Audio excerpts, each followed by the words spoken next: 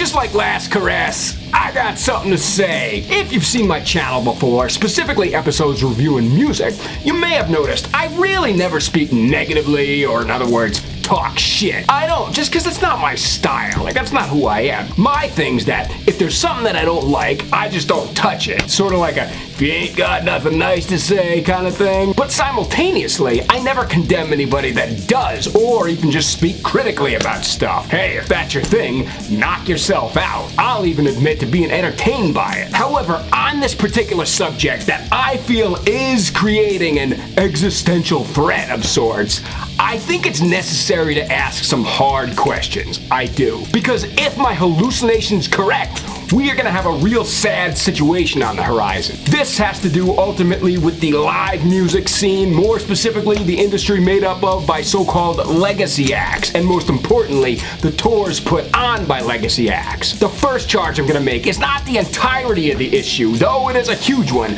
but it's really the one that'll follow that guts me, and maybe you too. It's obviously not news to anybody with eyeballs that over the last decade or so, ticket prices for those concerts, even for the shittiest of nosebleed seats, have been through the goddamn roof. I've just accepted that's the way it is now. And I've even said this before, but I do believe the high prices of admission are worth it. Reason being is because visually, the concert experience of today is light years beyond what it was even just 15 years ago. I mean, these big headliners have majorly stepped up their stage game to a point where I would argue most people are sufficiently blown away by what they see. Hell, the last big show I saw was New School Pantera, and like, the fucking lasers, man, and pyro, and screens, and smoke bombs and shit. It was truly a sight to behold, and even Maiden, who are already masters of that craft, have leveled up significantly, and GNR's been doing it, and that Motley CRUE stadium tour a few years ago, same thing. Beyond that though, I'm not gonna pretend I'm some economist that knows the back end about finance and that sort of stuff.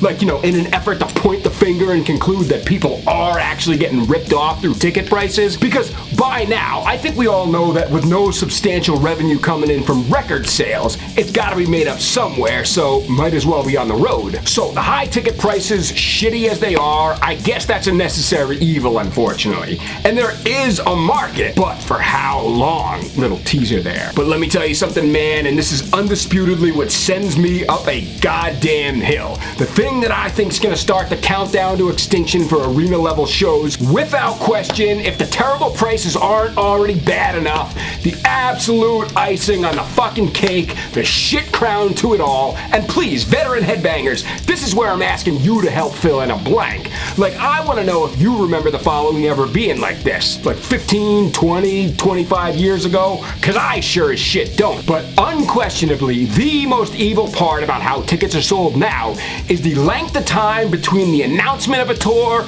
and its on sale date.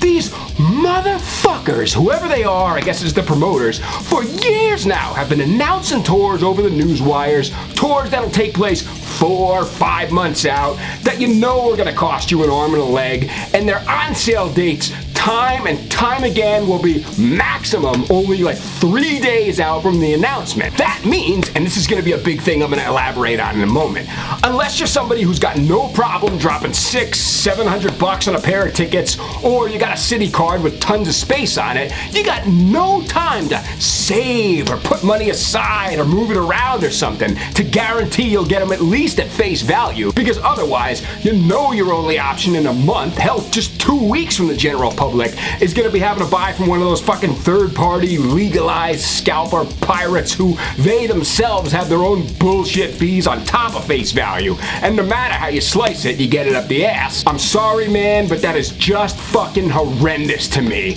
And while I said I ain't gonna try to speak on something I'm not educated on, I can't help but suspect that there might be some level of greed at play. Let's examine for a second the type of people who are going to these shows. Well, if it's for legacy bands whose golden era was in the 70s and 80s, most of the fans are going to be pretty similarly aged to that of the musicians. In many cases, those are people with pretty decently paying jobs, or fat savings accounts, or credit cards with lots of room on them, whatever. And yeah, I know another side to that is that, like, it's not solely just those types. Of course not, because by now, we've all heard the following straight from the mouths of many of the legacy acts.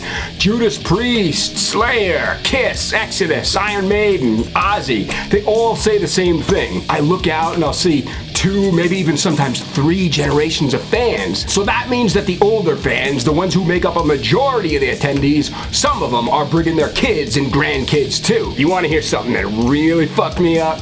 At that Pantera show last year, seeing a couple people who I'd originally seen at OG Pantera and Megadeth and Anthrax shows back in the day. People who in their youth, I remember leading lifestyles that I was sure was gonna land them nowhere else besides death or jail.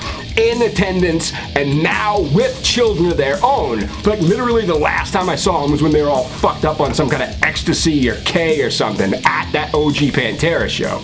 Crazy. But that percentage of older fans bringing their kids is still a minority. So, Mr. Ticket Agency charging the way you are, perhaps you're not seeing the bigger picture. Or maybe you are, in which case that's really goddamn evil. But let's assume for a second that it's just a mere oversight that'll be responsible for the first of 2 problems. That Gen X or baby boomer market that you sell to, they're eventually going to become too old to want to go to concerts. It'll be, I've already seen AC/DC 10 times already, I'll see them again the next time they come around. And once that happens, who the hell are you going to sell to?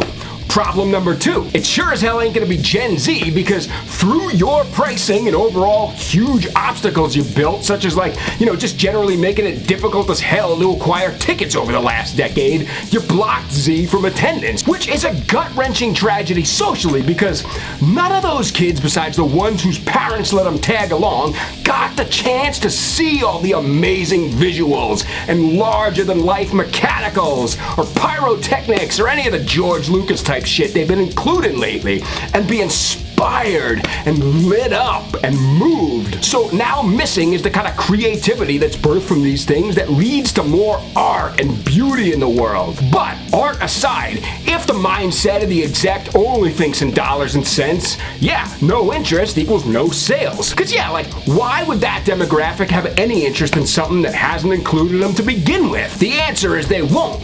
But you know what? Maybe you, the industry suit, did know that, and that's where the greed came from. Yeah, price gouge Gen X and baby boomers, fuck everybody else, and when the legacy bands all finally retire, so too will the older ticket buyers, and call it a day. To hell with the future. If that's been the model all along, okay, well played. I just think it's a shitty one. That's how I see this all shaken down. An eventual sharp decline in attendance at the arena level, ultimately leading to big concerts being a rare thing. Can it be fixed though?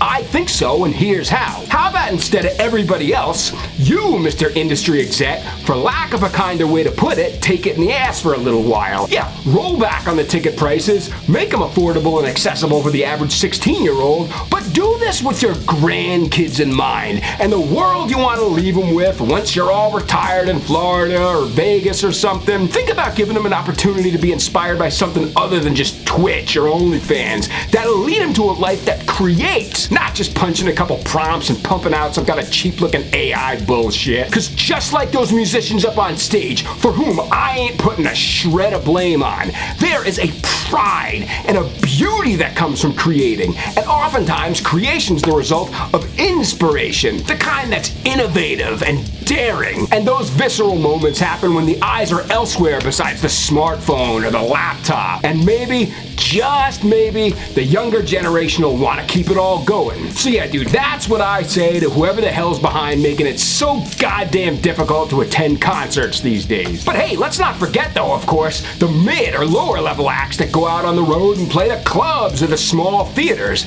Their promoters, at least compared to the juggernauts, seem to be playing pretty fairly. And as I said a couple of videos back, there is some tremendously cool and original shit going on in the underground. The question's just gonna be though, are those artists gonna get the same chance as the legacies to really shine? My prediction is yes. I just hope the size of the stages will be the same as the big boys. But alright my friends, there you go. That's my bitch. If you've been going to concerts for any long length of time, let me know, like, do you remember these on-sale dates happening immediately after the announcement? I'll be honest, what really spurred all this was that, like, news of an AC/DC tour is imminent in the States, and I just fucking know know it's gonna be the same shit.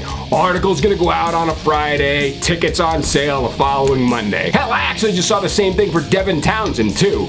Same thing, on sale 2 days after hitting the newswire.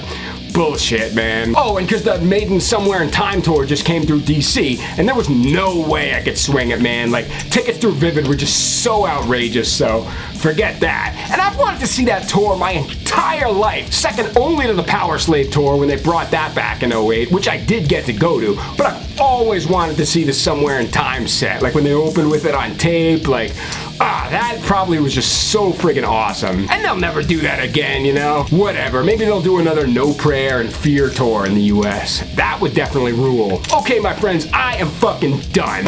If you did like this video, cool, maybe you can give it a thumbs up. Or if you just like hearing somebody bullshit about heavy metal, then headbang your ass right into that subscribe button, and we'll see you next time on Concrete Spew, but until then, stay crazy, my friends.